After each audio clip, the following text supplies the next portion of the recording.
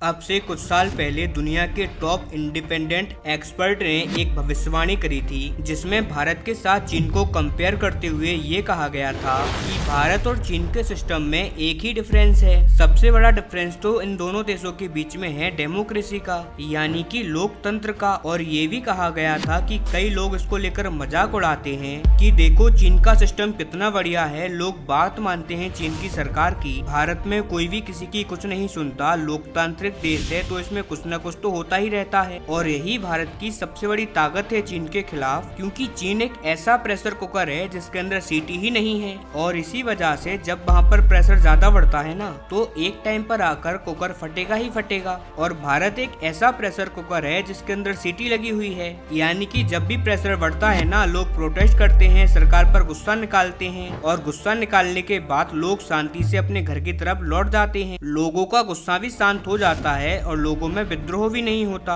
और इसीलिए भारत के अंदर कभी भी विद्रोह नहीं हो सकता। लेकिन दोस्तों, उससे पहले अगर अभी तक आपने इस चैनल को सब्सक्राइब नहीं किया है तो आपसे विनम्र निवेदन है कि आप इस चैनल को सब्सक्राइब कर नोटिफिकेशन बेल को ऑन कर लीजिए और वीडियो को लाइक कर दीजिए। चलिए हम वीडियो में वापस आते हैं। वहीं चीन के अंदर एक दिन ऐसा विद्रोह छिड़ेगा जो कि पूरे देश ले डूबेगा, और ऐसा होता अब दिख भी रहा है। आप आपकी स्क्रीन पर देखिए, रिपोर्ट्स निकलकर सामने आ रही हैं कि चीन के राष्ट्रपति शी जिनपिंग के खिलाफ उनकी ही पार्टी में अब विद्रोह होना स्टार्ट हो चुका है। और बात इतनी ज्यादा आगे बढ़ चुकी है कि आप स्क्रीन पर ये दूसरा आर्टिकल देखिए। इसमें बताया गया है कि कम्युनिस्ट पार्टी की जो सेंट्रल लीडरशिप है, यानी कि शी जिनपिंग और उनके चेले चपाटे, उन्होंने कम्युनिस्ट पार्टी के तमाम मेंबर्स के लिए एक सर्कुलर जारी किया है, जिसमें कम्युनिस्ट पार्टी के जो मेंबर्स हैं उनके लिए रूल सख्त कर दिए गए हैं कि वो अब कैसे लोगों के बीच में क्या बात बोलेंगे, उनका बिहेवियर क्या होगा। हर एक चीज उनको सेंट्रल कमांड से अब से पूछकर करनी होगी, और अगर वो ऐसा नहीं करेंगे तो उनके खिलाफ सख्त से सख्त कार्रवाइयां होंगी। यानी कि अभी तक देश की जनता पर कड़ा रुख अपनाने वाले शी जिनपिंग अब अपनी कम्युनिस्ट पार्टी के मेंबर्स पर भी कड़ा रुख उठा रहे हैं। और इससे अब पता लगता है कि शी जिनपिंग अपनी जनता के साथ अपनी पार्टी के विद्रोह को भी दबाने में लग गए हैं। और आपको बता दूं कि अब से कुछ ही टाइम पहले ब्लूमबर्ग की रिपोर्ट भी आई है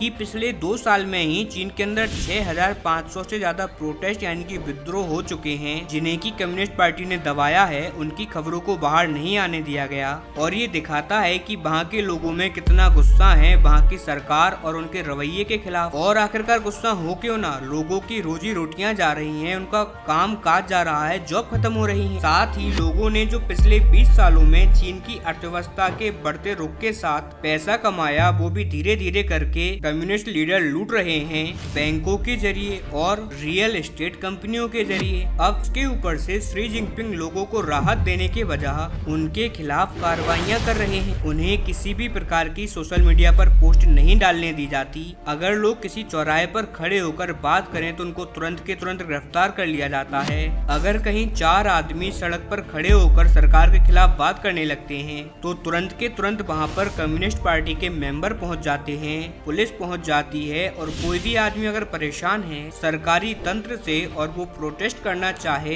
या फिर उसकी कहीं पर शिकायत करने की कोशिश करे, तो वहाँ पर पहुँच जाता है पुलिस वालों का जत्था, और उसे ठीक वैसे ही गायब कर देता है जैसे गधे के सिर से सींग गायब होते हैं। और यही कारण है कि सिर्फ ना वहाँ के लोगों में गुस्सा है, बल्कि कम्युनिस्ट पार्टी के जो लीडर हैं, जो नेता हैं, उन मेंबर्स के अंदर भी बहुत ज्यादा गुस्सा है। और जिस बात से लोग ज्यादा परेशान हैं वो है फ्रस्ट्रेशन, अपना गुस्सा, अपना दुख। और अब वो अपनी प्रॉब्लम्स को कहाँ पर निकालें। मान लीजिए कि भारत में कोई ऐसी प्रॉब्लम होती है, जनता को कोई परेशान कर रहा है, तो हमें पता है कि 5 साल के बाद इलेक्शंस होंगे, लोग गुस्सा अपना वोट के अंदर निकाल सकते हैं और उसे सत्ता से बाहर कर सकते हैं, किसी दूसरे व्यक्ति को मौका देंगे। लेकिन चीन के अंदर तो ये है ही नहीं। अगर आप किसी नेता की शिकायत करते हैं तो आपको उल्टे परिणाम भुगतने पड़ेंगे, क्योंकि वो नेता कभी भी और कहीं भी नहीं जाने वाला, और ना ही उसके खिलाफ किसी भी टाइप की कार्रवाई की जाएगी। वो हमेशा जिस पद पर था उसी पद पर रहेगा। और यही कारण है कि चीन अब एक ऐसे प्रेशर कुकर में बदलता जा रहा है जिसका फटना अब तय है, और वो कभी भी हो सकता है।